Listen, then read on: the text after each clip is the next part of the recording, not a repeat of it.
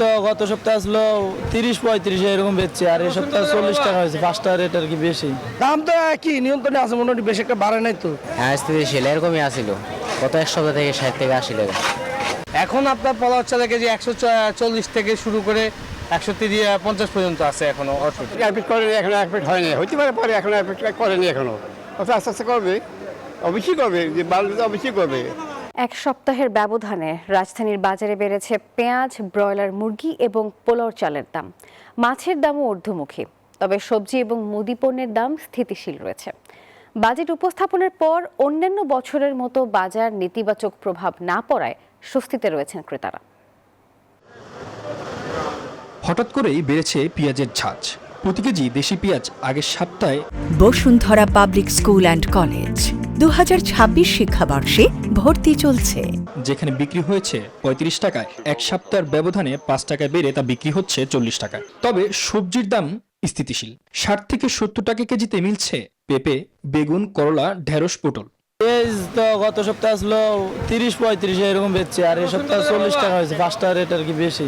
দাম তো কি নিয়ন্ত্রণে আছে, মোটামুটি বেশি একটা বাড়ে নাই তো। হ্যাঁ, স্থিতিশীল এরকমই আসিল গত এক সপ্তাহ থেকে 60 থেকে 80 টাকা। ক্রেতারা বলছেন, অন্যান্য বছর সংসদে বাজেট প্রস্তাব উপস্থাপনের পর বিভিন্ন পণ্যের দাম বেড়েছে। তবে এবার বাজেট প্রস্তাবের এক সপ্তাহ পরও তেমন কোনো নেতিবাচক প্রভাব দেখা যায়নি। এতে স্বস্তিতে আছেন তারা। তবে 60টি নিত্যপণ্যে শুল্ক তুলে নেওয়ার যে ঘোষণা দেওয়া হয়েছে, তার কোনো সুফল এখনো পাচ্ছে না ক্রেতারা। উল্টো পোলাওর চালের দাম বেড়েছে কেজিতে 30 টাকা। এখন আপনার পোলাও চালের কেজি 140 থেকে শুরু করে 150 পর্যন্ত আছে এখনো। অ্যাডমিট করেনি এখনো, অ্যাডমিট হয়নি, হইতে পারে পরে, এখনো অ্যাডমিট করেনি এখনো। আস্তে আস্তে করবে, অবশ্যই করবে, যে বাড়লে তো অবশ্যই করবে।